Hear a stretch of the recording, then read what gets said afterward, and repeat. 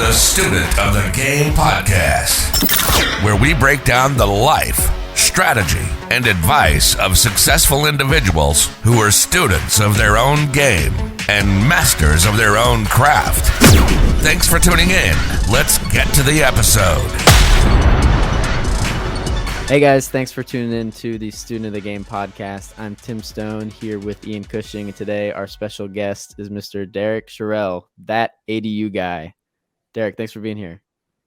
Yeah, glad to be here. I am a student of the game, so I think this is fitting, and I hope I can say some things that help you and your listeners achieve financial freedom. Great. I think you will. You've got a very interesting strategy that some people may have heard of, maybe haven't heard of. Maybe it's similar to house hacking, but it's using ADUs. We'll get into that a little bit later, but would you mind telling us a little bit about yourself and how you kind of got into what you're doing now? Yeah, great question, Tim. Thank you. So I started in this kind of niche journey in 1996 as a high school student, and there was a woodshop teacher who kind of took me under his wing. And he started a construction technology class and said, hey, we're going to build this guest house under the umbrella and the permits of a shed. At the time, accessory dwelling units weren't allowable uses in most zones. And so we built an illegal accessory dwelling unit for another one of our teachers in high school. And I really enjoyed the process.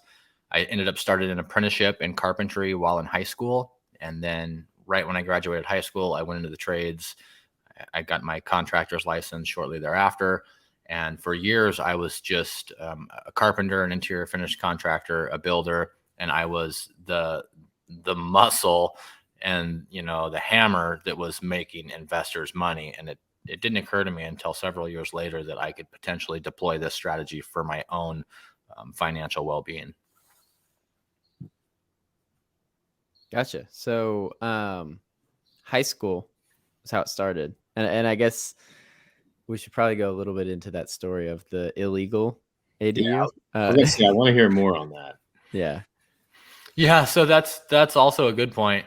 Accessory dwelling units. You can't go to jail for that right now. No, Okay. no. It would just be a code violation. You get Gotcha. they send you a letter and say cease and desist. Okay.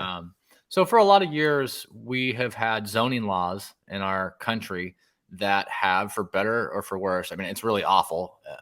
The reason zoning was put into place, but it was to keep, the poor people, or in some cases, black and brown people, out of more affluent areas where powers that be wanted large lots for primary houses, just one dwelling.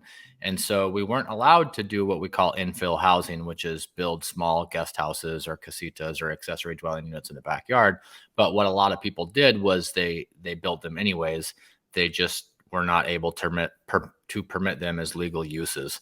So a lot of people would build a detached garage, or they would build a detached storage building and legally build it and permit it with power and maybe even a shop sink. And then after they got a final inspection, they would put in a kitchen and a bathroom. And, that still happens a lot today. But luckily, and what we'll get into, I hope, is there's a lot of legislation, statewide legislation, that's sweeping across the country that's turning these once legacy housing units into legal allowable uses. Gotcha. And so what did it look like the first deal saying like, oh, I'm going to do this as an investment. This is going to be something that, can create income for me. Like where did that idea come from? And then when did it start? What did that first deal look like? Yeah, that came to me early. I grew up, and I like to share my story because a lot of people think of investors as people that were born with a silver spoon and have this kind of affluent upbringing. And that couldn't be further from my case. I grew up really poor with a single mom, and my mom was a struggling artist, and we moved around a lot, and we were tenants of house hacking strategies, whether it was renting out a basement or renting out a section that had been kind of semi-quasi illegally cordoned off from a primary house. So I kind of grew up in that space. I was very aware of using any housing situation as a tool to drive income, or to bring in income, I should say. And so when I became of age to start looking for a house, I grew up as a renter. I grew up moving around. I knew that I did not want to be a renter. So I already had in my mind, I can house hack. There was no term of that. It was called doing what you could do to be able to afford a house. That was the cool term for house hacking back then. But I had it in, it was kind of ingrained in me growing up. So when I came to age of buying a house, I was 21 and I started searching for a house that I could either rent a room out to, or even better, that I could cordon off a section of the house and rent that. So I could kind of start to become an adult and have my privacy while still using the semi roommate strategy. So the first house I bought, I did exactly that. I rented out part of the house while I lived in the rest of it. And that paid for almost half of my mortgage. And right then and there, I knew that I was onto something. And so every house that I've bought since then, every house that I look for, every house that I consult with folks on a daily basis on, all have to meet this certain criteria to deploy the same strategy. And where are you buying? So all the properties that I am buying now are all in Oregon, and they're all within 3 towns in the southern part of the state. With that said, I do consultation and talk with first-time buyers, homeowners, and investors all across the country in pretty much all 50 states. So my joke, I say, is I get to build, vicariously. I've built hundreds of ADUs because I'm talking to so many people all over the country all the time about this process. But as far as personally, all my investments are in Oregon. Great. And I'm curious about those specific details that you're looking for in those deals, but I also wanted, just for the listeners, like, what was your career path like when you bought that first house? Yeah, great question. So I bought that first place. I was a carpenter. This was in like 2003. I bought my first property, and it was just the heydays of building. I mean, everybody was buying brand new trucks and jet skis. Everybody was buying lots. Everybody was a speculative builder, and everybody was making money.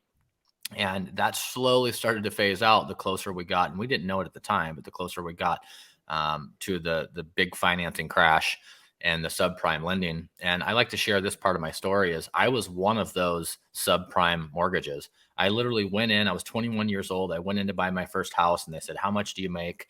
And I told the loan officer, and she said, "No, you don't. You make this." And she said, "What are your assets?" And I said, "Well, I don't really have any assets. I'm just like a kid."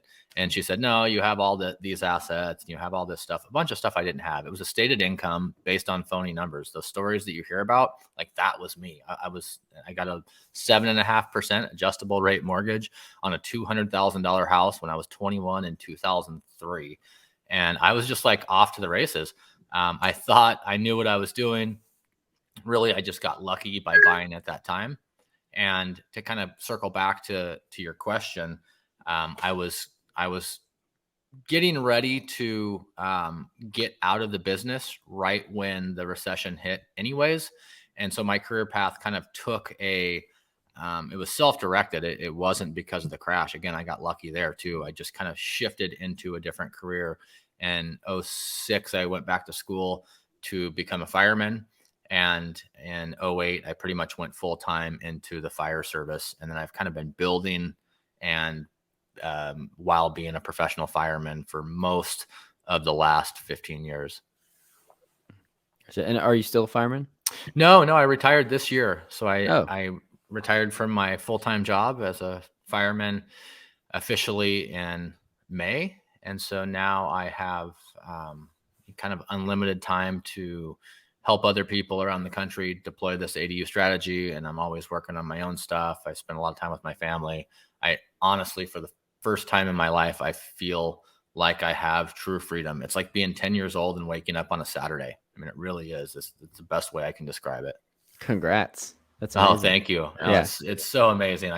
I'm so grateful. If you could just like see the gratitude dripping off me. I mean, it's contagious. That's why I get so passionate about this stuff, is because I want to share it so other people can wake up every morning and feel the way I get to feel.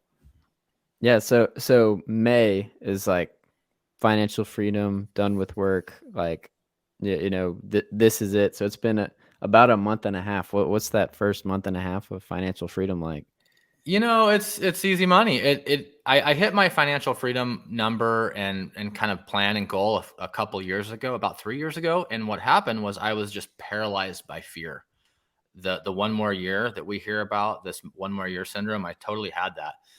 So being, kind of growing up without, a lot of financial opportunity and having such a good job in the fire service, a job that so many people want with such good benefits, I was just kind of in this like fear lock of I can't leave such a good job. What kind of idiot would walk away from such a good job with such good benefits? I've got kids. I've the the life insurance, the health insurance, vision, dental, supplemental policies, uh, dependent care insurance. There's just this huge package when you work for a government agency that's really hard to walk away from and go back. I mean, I knew what it was like to be a 1099 employee, and I knew what it was like to struggle. So when I got this really cush government W-2 job, I knew how valuable it was, and it was really hard for me to leave that. So a few years ago, when I hit my number and I hit my goal to where I could live and I knew I wouldn't have to work, I was just too afraid to pull the trigger, honestly. And I share that openly because I think a lot of people struggle with that and they don't want to talk about it or they don't want to admit it. But I was just really scared. I was afraid to leave my job because what if I failed and I'd have to go back? And I've heard this, I didn't coin this phrase, but it's like, what's the worst case scenario? I'm going to have to go back and get a job like everybody else. I mean, it wasn't that big of a deal. And I finally got to the point where I was doing so much building and development and always just like wheeling and dealing in the ADU world that I honestly felt guilty. I wasn't able to really do my job. And it was like, that's when I made the decision to kind of cut ties with my profession. Right. I can see how that can really be like terrifying, like almost like the golden handcuffs of the job with the benefits and the pay that's consistent and consistent work, all to just go out to, hey, this is my own thing. Like I've created this life now and and I'm in charge. So I totally see how that can take the one more. We'll just work for one more year, or I'll just work for one more year, like one more year, and then I'll feel better about it. I see how that cycle could just continue. But congrats on taking the step. And I was actually talking to someone about this today. Is like a lot of people that reach financial freedom don't take it. Like that's what you're working towards. Is like, oh, that's my why. Like I want to have financial freedom, spend time with my family, all these kinds of things. And then they don't do it, and they just work and work forever. So it's interesting. I mean, it's awesome that you're able to just do that. So, I guess let's go more into the strategy. Like what's the one thing you got to look for when you're talking to people about ADUs? Great question, Tim. The most important part of this process and what I tell people they should focus on if they are seriously thinking of deploying the accessory dwelling unit strategy is becoming an expert in your local zoning code. And I'll say that again because it's that important. You have to become an expert in your local zoning code. And the reason being is because not all areas, not all municipalities allow similar uses. There's also cases where one side of the street says you can and the other side of the street says you cannot due to maybe a historic overlay, or one zone is commercial residential and one is multifamily. So really what I stress the most, and there's a lot of facets that I like to help people in this world, but the most important and the starting point is always going to be zoning. And I don't know if you guys golf. I'm a golfer. I use this golf analogy because it's fairly relatable. It's like, we don't go to the driving range and drive 2 balls and then go putt for an hour. Everybody wants to hit all their clubs and hit their driver, but we focus a lot less on the club we use the most, which is the putter. And zoning and planning, I think is very similar to that analogy because it's literally the rule book of how we make money in real estate. And nobody wants to dig into it. Nobody wants to practice with it. Nobody wants to put in the time it takes to learn the code. And it just baffles me because that's where all the secrets are to how we value add. In most cases, I mean, if you're just a streamlined multifamily investor, you're looking for apartment buildings 50 or more, and you don't really have to become a zoning code expert. But if you're going to be a small developer, or you want to do minor land partitions, or you want to do cottage clusters, or you want to do the ADU strategy, or you want to buy single family houses in states that are allowing duplexes and convert those, you have to know the rules. And you know the rules by becoming a zoning code expert. And when I say expert, you don't need years of experience. You don't need to go get a certificate or a 2-year degree or a doctorate. You just have to find the city that you want to invest in, or the county, and you have to figure out what their standards are, and then you have to read them, and then you have to figure out how you're going to deploy those. And it's really that simple. And I kind of chalk it up to communication. I mean, even if you don't like reading, you don't like doing research, but you want to invest in Chattanooga, Tennessee, go down to the Chattanooga, Tennessee planning office and introduce yourself to one of the planners and ask them, hey, what's your opinion on this strategy? I'd really like to buy a single family house and convert it to a duplex. Would you tell me what zone I should look in and what standards I'm going to have to follow to see that through? So there's a lot of different ways to become an expert. I say call, email, and go in and get to know your planners in the areas that you want to invest in, or the areas that you own in and you want to maybe deploy this strategy.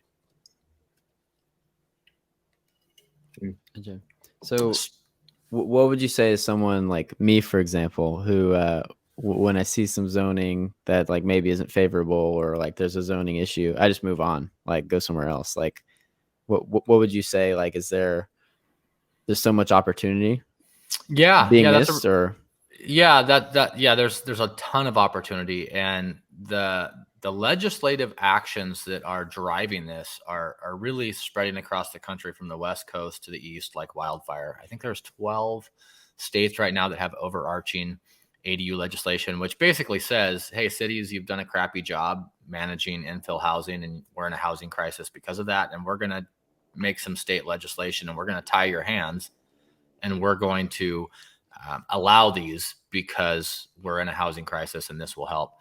So there's a lot of people that have what I would call, for all intents and purposes, free lots on their current lot. They have free buildable lots in their backyard, and they don't even know it. But to run back into your point, if you have a property that you currently own, that's a pretty specific question. Hey, can I build an ADU at said property? And if that's a no, you may want to consider that in where you shop.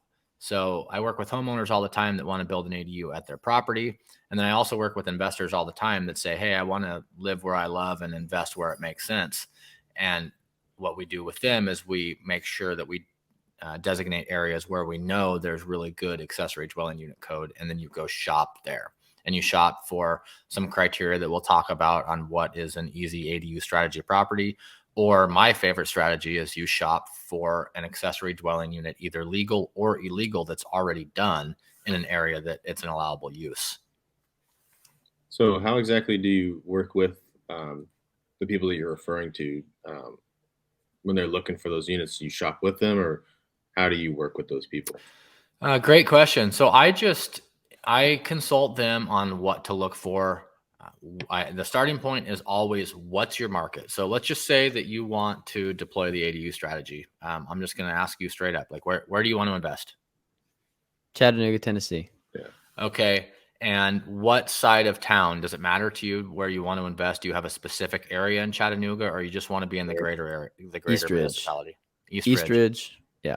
Okay. So are ADUs allowable uses in East Ridge neighborhood? Do you know? Not that I know of. Okay. I don't. So I would just say, hey, the first thing you need to do is you need to call, email, and go into, if at all possible, go down and introduce yourself at the local planning and zoning office. Tell them who you are, what you're looking for, and ask them if they can give you some advice on where you could shop. And the planners are really good at this. I mean, they're usually the smartest person in the room, and they're also paid through, most of the time, through property tax, through some municipal revenue stream to work for the people. So their job is to help people like you develop the city, to drive revenue and to drive tax dollars and to improve the city. That's their job. So it's not like, I talk to a lot of people that feel bad, they feel guilty, they feel pushy to go in and ask a planner to help them with some planning. And it's like, no, that's their job. So, back to answering your question, how I work with people is I say, let's identify a market.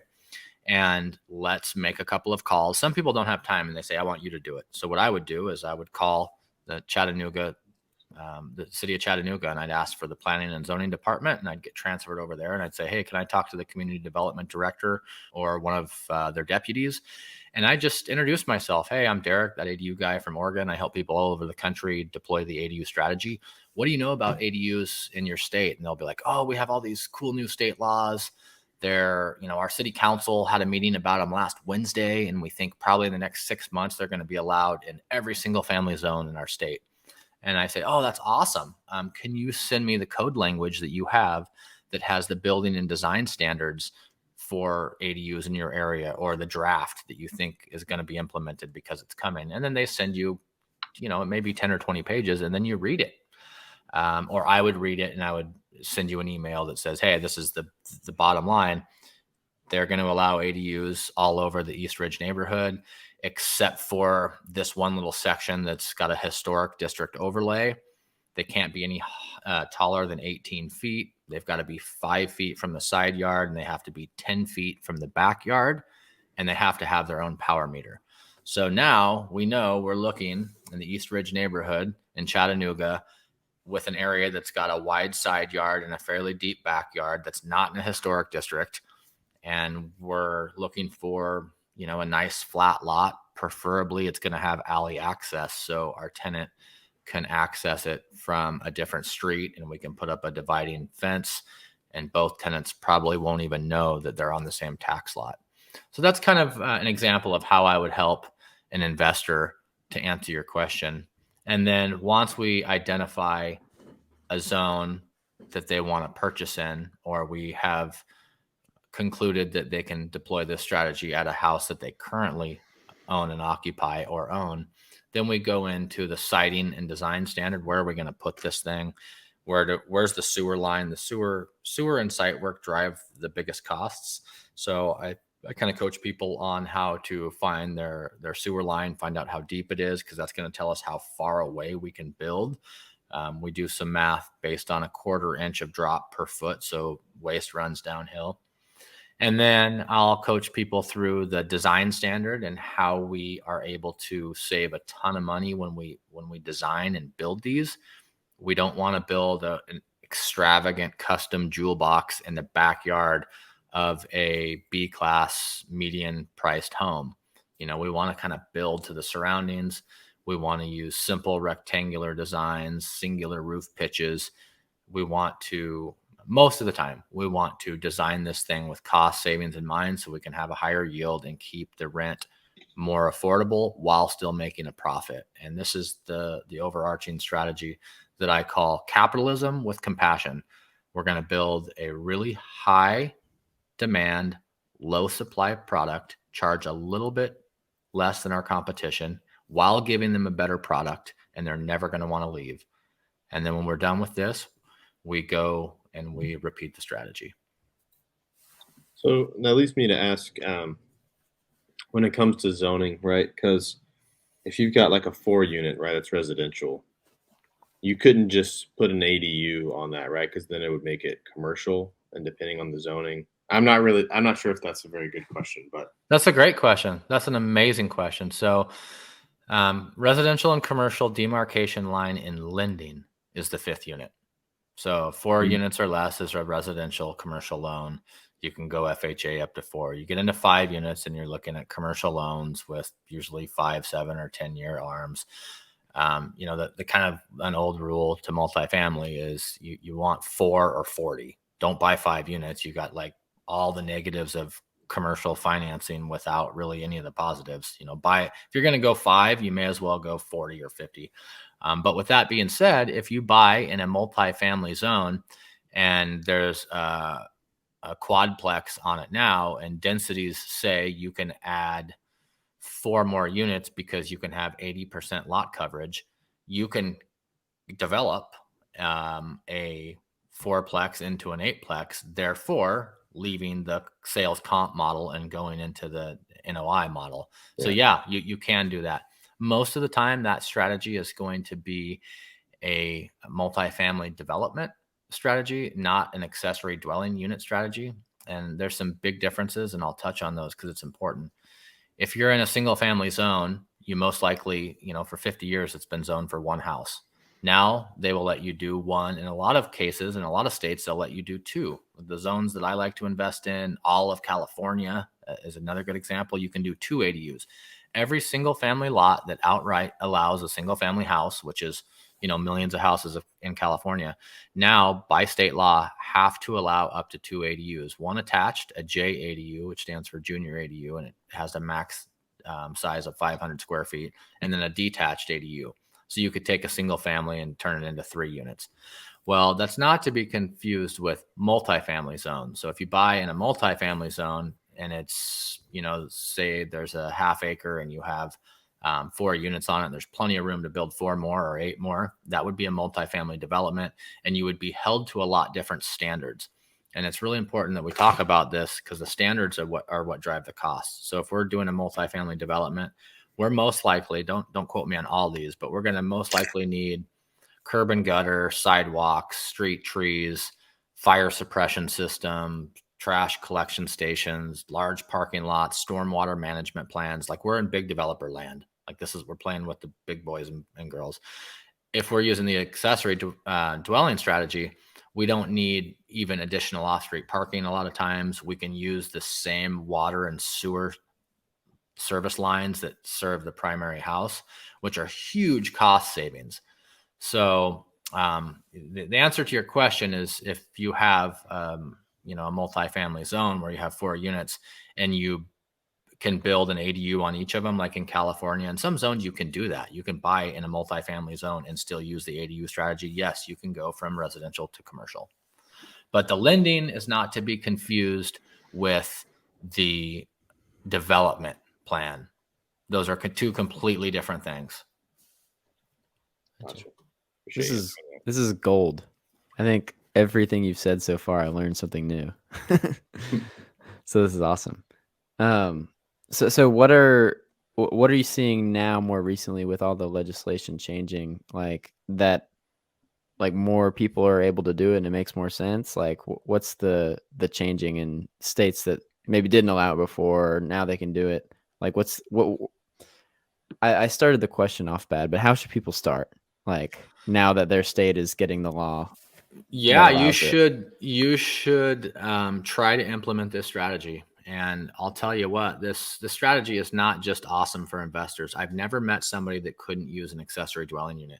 You can put your kids in them. You can put your aging parents in them. You can downsize and move into the ADU and rent your house and be mortgage free.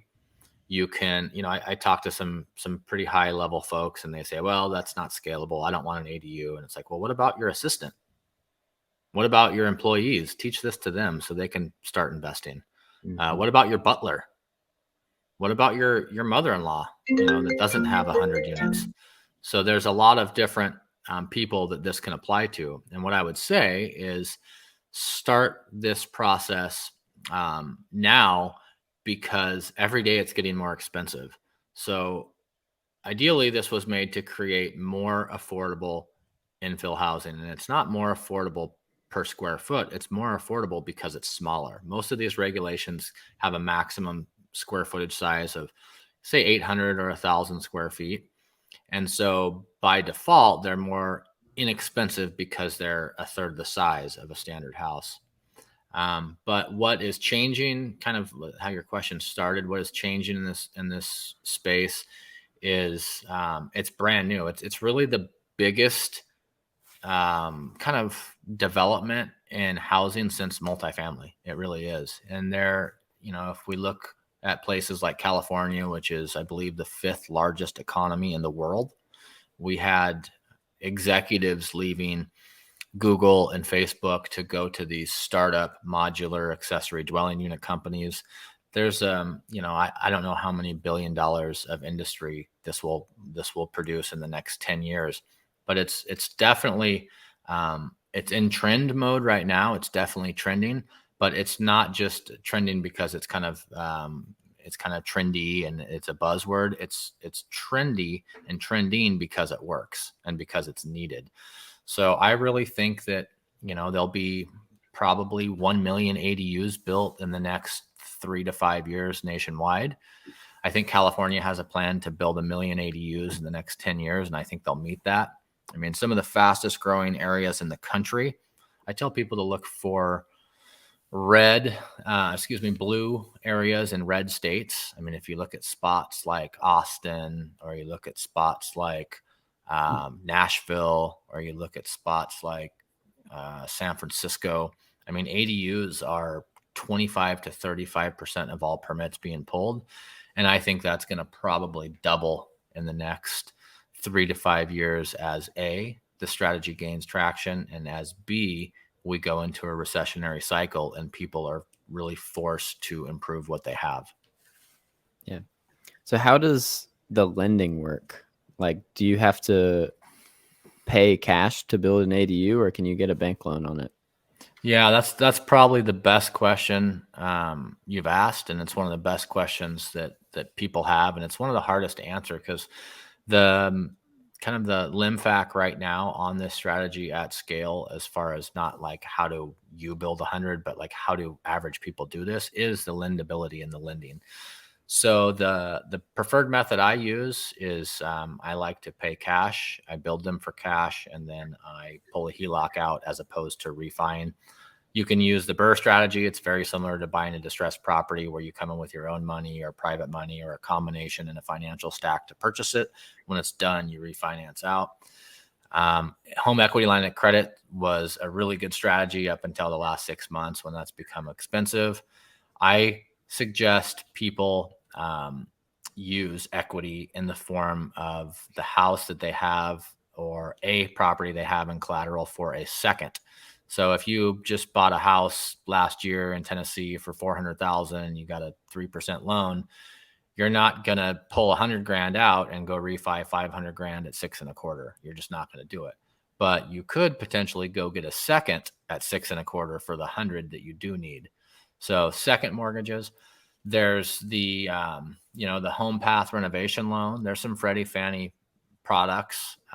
There's a couple of good credit union products locally, regionally on the West Coast that will actually give you 80 or 90%, depending on your lendability, what you would call ARV, which would be the finished value of this accessory dwelling unit. So if you're going to build a $100,000 ADU for easy math, you'd have to still have 20% down, and you would have to come with a builder, a reputable licensed builder that's, they have standards they have to meet. They have to be a builder there for the last 5 years, and they have to be in reputable standing with the State Construction Contractors Board. But you can show up with a builder and 20% down, and the credit union will give you kind of what you would call a bridge loan, and kind of what you talked about earlier about how you guys are making money in the space, a gap loan or a bridge loan until it's complete. And then you get long-term fixed rate financing on it. Another great strategy is to build. I prefer building new construction. So I build new houses with an ADU, and I use kind of building financing or home equity or cash financing. And when I'm done, I show up at the closing table. If it's a primary, I show up at the closing table with 0% down because I built my equity into it, and I finance both the house and the ADU at the lowest possible rate for 30-year fixed rate financing.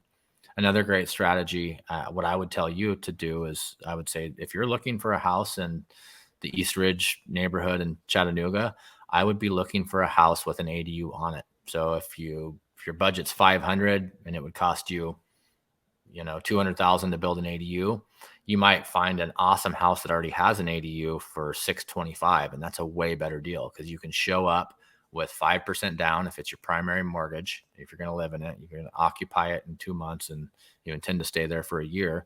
You show up with 5% down. I mean, where else can you buy a duplex with 5% down at the very best rate? And a lot of people say, oh, FHA, you can buy it with 2 or 3.5% down. And FHA loans, don't use an FHA loan unless you absolutely have to because you have bad credit. I mean, the fees are super high.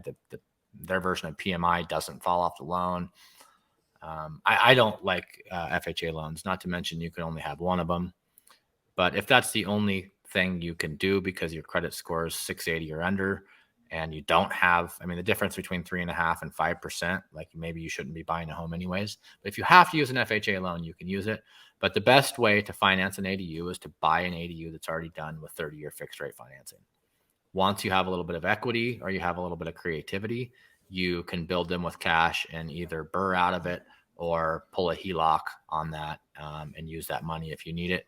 And then the last couple that I recommend to people is, 401k loans, 403b, 457 loans. So if you have a work employer sponsored account or a self-managed account, you can, check your plan details, but a lot of times you can borrow 50% up to 50,000 out of that and pay yourself back interest.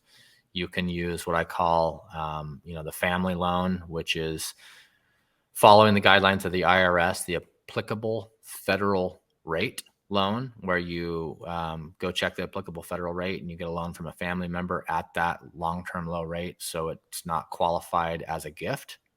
And you can actually legally get a loan from a family member. That's seasoned money. So there's a lot of ways. I tell people to figure it out. You probably have a $50,000 car. Figure out how to buy 2 of those and it'll pay you back for the rest of your life. So what would you say has been your biggest failure so far since doing this? My biggest failure, I don't want to sound arrogant. Like I fail all the time at stuff, but like this is pretty foolproof. I don't think failure is an option. I'm just, everything I do is so intentional in the ADU strategy that I can't fail at it. What would fail me is what I don't know. And I know there's a lot of things I don't know. So I would say up to this point, my biggest failure would probably be that I've been too conservative. I've had really high, and still do to this day, have really high equity positions. Like I'm not comfortable taking on much leverage because I saw a lot of my friends get hurt in 2008. I saw all my buddies lose their boats and then lose their rentals and then lose their primary house and move into a rental. And I was really lucky to not lose what little bit of what few assets I had. And so my biggest failure would probably be knowing what I know now. I could have scaled up, probably 5 times what I did, just because I like 50% minimum equity in a deal. And if I would have been using the 95-5 model, I would have, been 5x or 10x more. But that kind of brings up a good point. And this is what I talk to, students of mine or people that I coach or people that I just talk to, is really, really, really, really work on your goals and why you're doing this. Not like, hey, what's your why? I want to have money and cars and have freedom. That's what a lot of people want, freedom. But my why was I want to control my life and I want to ski and I want to run and I want to hang out with my friends and family. And I didn't need 100 units or 1,000 units to do that. Like I don't need fancy cars. I don't need to feed my ego with, doing 10 deals this month. My goal was to kind of live a simple life and have the time freedoms to, again, ski and run and hang out with my family. So I didn't have to scale, but looking at this incredible 10-year run that we've had, 13-year run, like I just left so much meat on the bone by not being more aggressive. So my failure point would probably be I was too conservative. Even though I can explain it and it makes sense, like I still know I missed a huge opportunity.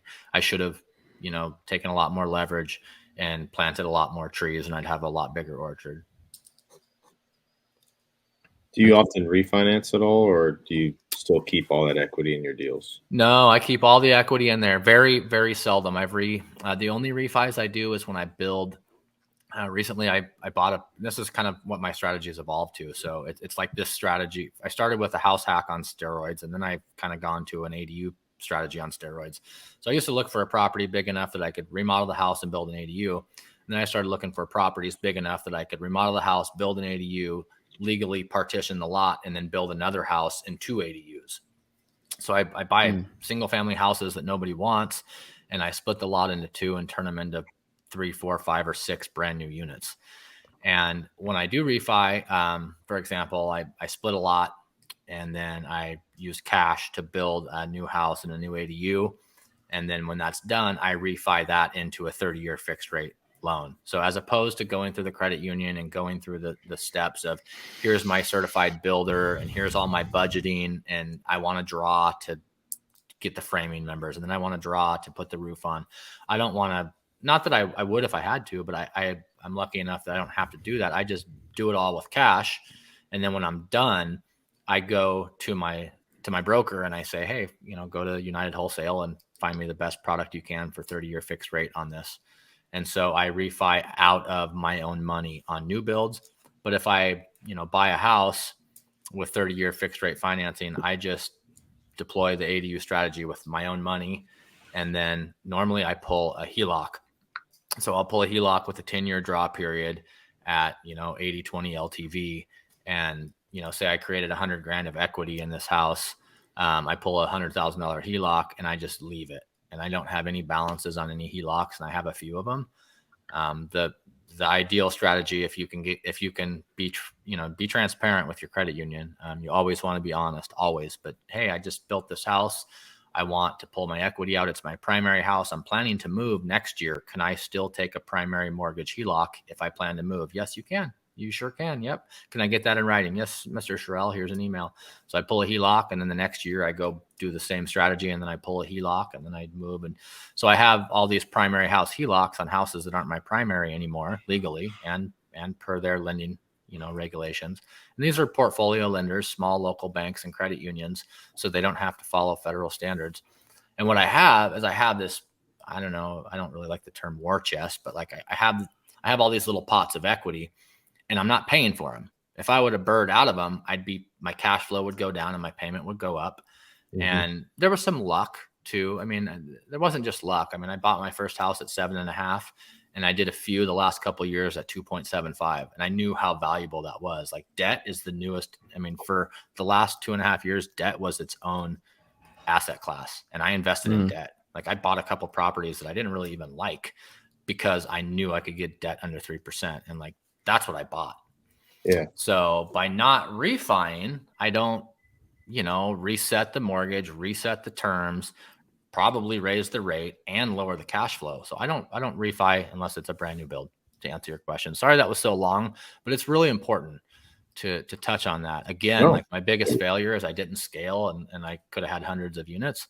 But at the same time, I have a ton of equity and I have several really attractive HELOCs that, when the wheels start to fall off, if I want to go do something big and I have the guts, which I probably don't, because I'm pretty conservative, I will have the dry powder to do that. And everybody else is going to be scrambling to not lose what they have, especially if they're in multifamily. 75% of multifamily has notes coming due in the next 24 months. There's going to be some bad times when rates have gone way up and the market's flat, rents are flat. I think there's going to be some good deals, and because I have equity, I'll be able to potentially deploy that and back to the Warren Buffett quote of wanting to be. I don't want to be greedy, but I want to be aggressive when everybody else is fearful. Having that opportunity. Yeah. So. Is this the only strategy that you're investing in? And are you continuing to invest? Is anything slowing you down right now? No, nothing's slowing me down. And yes, this is the only thing I do. I have, I'm an index investor. I used to dump everything I could into my 457. I would max that out at 19.5 a year. And then I max out an IRA at $6,000 a year. So that's, it's kind of smaller things, but I'm a long-term, index. I just like broad market funds. So I do that. For investing, I've got a couple other little businesses that I do, but as far as my investing strategies is the only thing I do. When you hear, a trench that's an inch wide and a mile deep, I really feel like it's an inch wide and 10 miles deep. It's all I've done for 27 years. I've been absolutely obsessed with this strategy for the last decade. Every single night for the last 10 years, I look at every rental in my markets. I look at rental prices every day, just habitually. I mean, I've gotten really, really, really good at one thing. And I mean, that's all I do. I'm interested in other stuff, and I spend probably 3 or 4 hours a day consuming and reading about broader markets and about, I'd love to do large multifamily or have a manufactured home park or get into self-storage. Like, that stuff interests me, but I know what I don't know. And I know that I have this circle of competence that's really small and it's really focused and it's really boring, but that's why I'm really good at it. Yeah. And when my strategy just feels like, oh gosh, another ADU, it's like, no. It's like another ADU, baby. I mean, I've got this. So it's the one thing that I do. You're that ADU guy. Yeah, really. Again, not to sound arrogant about it, but it's all I do. And I don't ever call myself an ADU expert. By chance, I've been doing it longer than anybody else I've ever met. And experts, people that I would consider experts, they call me with their questions. So I think it's just, I've been obsessed with this strategy longer than anybody else. And I was lucky enough to just by chance be in a state that kind of led the way on industry best practices and legislation. So there's a lot of luck involved in my story too. I don't take credit for a lot of I wouldn't say success, but like what little success I've had, a lot of it's just been luck. Mm-hmm. Well, you put yourself in a position to get lucky too. Oh, totally. No, that's right. And like we said before we started the show, I was talking about meeting you in Puerto Rico at a conference where, some high-powered business people were. It's stuff like that. It's just literally showing up and just being there and surrounding yourself by other people who are doing other things. Like, that's where all my good ideas come from. Maybe not per se from an individual, but it's the energy of showing up and wanting to improve myself that I was able to get lucky. You're not going to get lucky if you're not putting yourself out there. Ian, you had a question? Yeah, you mentioned success. I kind of wanted to see what your definition of success is. Oh, great question. My definition of success is waking up and being happy. I'd say that's a very great definition. Done. Like, there's nothing else to add. Like, I want to be happy. I want to be healthy. I want, my family to be happy and healthy. I want to feel good. Like, I don't give a shit what car I drive. I mean, if I pan this computer screen out into the driveway and you saw my daily driver, you'd laugh. You'd be like, this guy's a clown. None of that stuff matters. Is it a clown car? No, it's close. It's close. It's a 21-year-old minivan, and it's my daily driver. It's the best car I have. And, none of that stuff matters to me. Like, I want to feel good. I want to be happy. I want to be, I don't like quoting other people all the time, but I'll tell you one person that I didn't used to follow and I've followed fairly recently, and that's Gary Vee. And the thing that I love so much about that guy is as much stuff as he's done, as much clout as he has, like, he's very similar. Like, he just wants to be liked, and he wants to feel good, and he wants to be happy. And like, I can relate to that so bad. Success to me is just like feeling good in my skin and being happy and having a good day. Yeah. One question we like to ask, what's a book that you've either given away or recommended the most? I'm not really a reader. I'm a slow reader at best. I don't spend much time in books. The Backyard Revolution by Cole Peterson is the only book about accessory dwelling units. It's a great one. He's a super cool guy, and it's for people that want to build their own ADU or policymakers or professional builders. The book that I kind of recommend the most is probably J.L. Collins' A Simple Path to Wealth. And that's on Audible. I haven't read it. I've listened to it a couple times, and it's about average returns over a long period make you really rich in the stock market. But I think it's the same thing in real estate. Like, ADU is just a simple, slow, average strategy. And over 25 years, I've done really well. I think you'll do really well at anything if you just take an average, consistent approach. Mm-hmm. So yeah, that's I wish I had a bunch of good books, but I'm not really a reader. I read a lot of news. But books, I mean, I could honestly count on one hand the number of books I've read cover to cover in my life, and I'm embarrassed to say that, but that's the truth. Like, I'm a doer. Like, I'm out taking action. I don't have time to read. Yeah, I love that. I've always been that way too, but I recently got into audiobooks. All of these behind me, these are just collectibles. I haven't really actually read them cover to cover. I'll tell you something funny. I was at that Limitless Financial Freedom Expo. We're in the main exhibition hall. The second morning, Robert Kiyosaki's speaking. There's probably 1,500 people in the room, and Tom Wheelwright, I think, was actually speaking first. And he said, "If you haven't read Rich Dad Poor Dad, raise your hand." And I shit you not, I was the only person in that whole room that raised my hand. I was so embarrassed. I was just like slowly lowering my hand, and his line is like, "Okay, well, we still have a customer." And like everybody's like, "Who's the goofball at this conference that hasn't read that book?" And like, I still haven't. I'm like, Yeah, I'm kind of I ashamed to say I that. have actually read that. I read that one like in middle school or high school, but Nice. I don't read. I listen to audiobooks. Yeah, so you can edit out my favorite book question if you want, but that's what I got. Oh no, it's good. Yeah, where could people learn more about you, get in touch with you, like find out what Yeah, you're so you doing? can, I usually direct people to that aduguy.com, and that just kind of has my schedule. It has upcoming events that I'm speaking at. It has competitors of mine, like other people in other regions that are really doing awesome ADU stuff. I link to their pages. Most of the work that I do is for free. About 90% of my consultation is directed to people that grew up in poverty, that don't know how money works, like I didn't, that don't know how to play the game. They've got no chance because they don't know how the game works. And so I do a lot of consultation with people saying, "Hey, you don't need a 6-figure job and an 800 credit score to buy a house. You need like 2 years of W-2s from Walmart, and don't be a credit criminal, and you can buy a house." So I do a lot of, kind of, I'd say, credit coaching, and that's kind of on my site. There's a link to my YouTube channel, which is super clunky, but every day I'm out building or doing something. I try to take a little video. So that ADU guy on YouTube, and then that ADU guy on Instagram, that ADU guy. I started a TikTok account, which is kind of goofy, but whatever. I'm just doing it. So you can find me anywhere at that ADU guy. You can go to my Google page and read some reviews of people that I've tried to help. That's kind of it. My number is on there, and I broadcast this. Like, my number is on my website. Like, if you call me, I will pick up my phone. Like, I have availability today.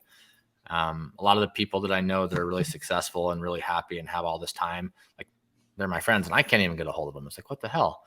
But if some average Joe or Jill calls me from across the country after this podcast, I'll probably answer it. And the only thing I ask is that if you do call me, be ready to take action and do the work.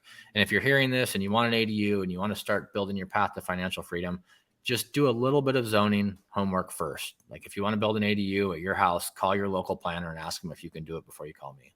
Because that's what I'm going to tell you.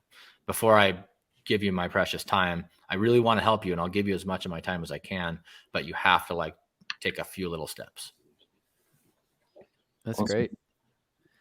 Do you have any closing remarks or pieces we missed out on before we go? No, I don't. I would just say, more than like unit count, or more than what kind of car you want, or more than net worth, I would just say really focus on what you want and what makes you happy. Like, I know people that unit count and fast cars is what makes them happy. Like, that's what makes them happy. So they need to have a high net worth, and they need a lot of units. I met a guy, he runs a meetup in Fresno, California. Amazing guy, Stratton is his name. And his why is he wants a jet. Like, sorry guys, I want a jet. Like, it's how it is. Like, that's his goal. So I would just tell people to focus on that. If you really figure out what makes you happy and what you want, the path to getting there is going to be really easy. And then control your spending. If you can control your spending, you can control your life. As younger investors, as newer investors like us, like, we can look wealthy or we can be wealthy. It's really hard, as blue collar workers like us. It's really hard to do both. It just is. So I tell people, delay the gratification. Don't look wealthy. Work on being wealthy. That's great. Great advice. Great advice. Well, I guess we can end it there. I am Tim Stone here with Ian Cushing, and we're signing off.